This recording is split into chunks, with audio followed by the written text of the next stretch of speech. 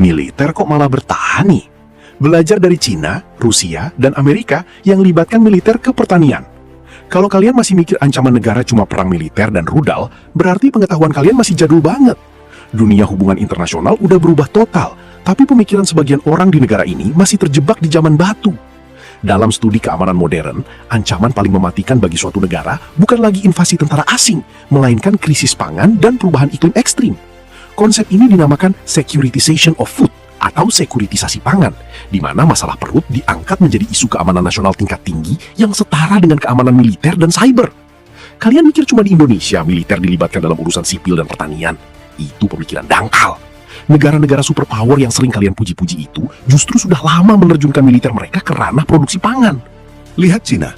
Sejak era pemimpin Mao Zedong tahun 1950, Cina membentuk Xinjiang Production and Construction Corps, atau Bingtuan, organisasi paramiliter yang menggabungkan fungsi pertahanan perbatasan dan produksi pertanian. Di bawah komando agronomis dan prajurit terorganisir, insinyur senior Ma Zandong memelopori teknologi irigasi tetes di Shihezi, hingga menyumbang sepertiga produksi kapas nasional Cina.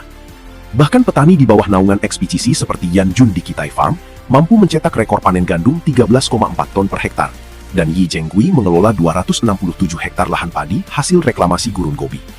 Hasilnya apa? Ekspedisi memproduksi lebih dari 4 juta ton pangan setiap tahun untuk mengamankan perut rakyat Cina. Sekarang lihat Rusia. Presiden Vladimir Putin secara tegas memasukkan ketahanan pangan ke dalam doktrin keamanan nasional.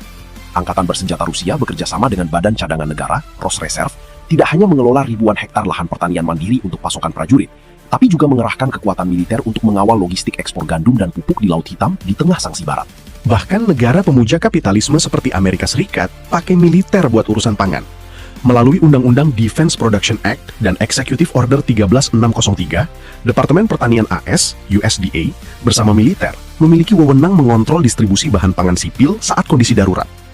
Kalian tahu nggak siapa yang mengelola seluruh bendungan dan alur navigasi Sungai Mississippi, tempat melintasnya 60% ekspor gandum Amerika?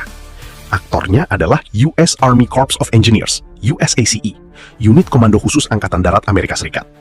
Jadi, kalau ada yang bilang militer dilarang nyentuh sektor sipil dan pertanian, pemikiran mereka jelas ketinggalan zaman. Kondisi global saat ini sedang dilanda polikrisis. Perang di Laut Hitam menghentikan rantai pasok gandum dunia, cuaca ekstrim El Nino merusak panen, dan negara produsen seperti India langsung menutup keran ekspor beras mereka. Di tengah situasi proteksionisme global ini, perdagangan bebas adalah omong kosong. Negara yang tidak mandiri secara pangan bakal mengemis dan mati kelaparan. Sekarang mari kita bedah alur pemikiran logis kenapa Presiden Prabowo Subianto menerjunkan TNI dalam program ketahanan pangan nasional. Pertama, secara hukum, UU Nomor 34 Tahun 2004 Pasal 7 mengatur tentang operasi militer selain perang, OMS.